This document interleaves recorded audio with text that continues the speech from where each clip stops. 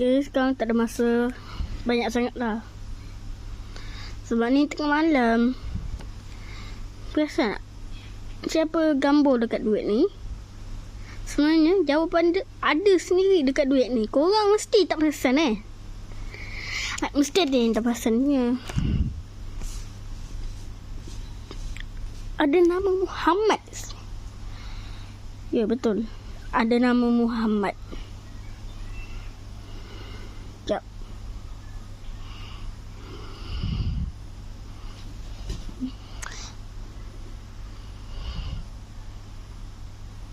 Oh, nama siapa tu? Sebenarnya dia nama siapa tu?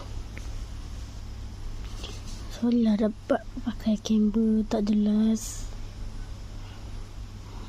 Nampak garis ni. Pak kecil halus. Lepas tu dia ada lagi satu unit.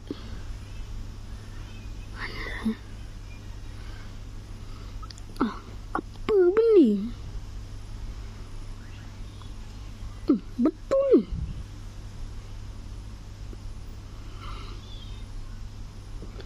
Dekat sikit lagi. Okey, tak boleh. Apa? Dekat betul galisan. Kalau korang tak boleh tengok dekat dunia topi ni, korang boleh tengok di bawah.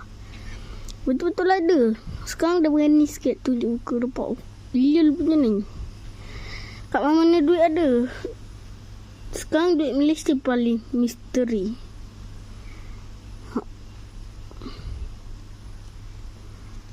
Sini susah sikit nampak.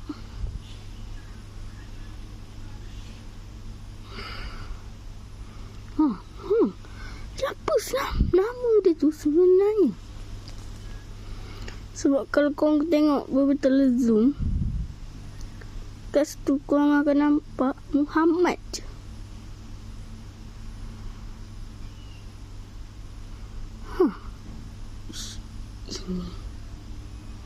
Ini mengerikan.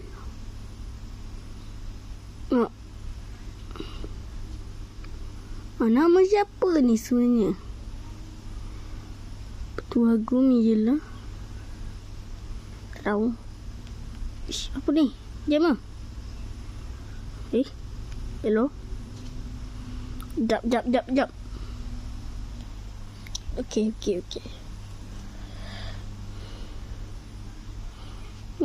Kau kan tengok betul.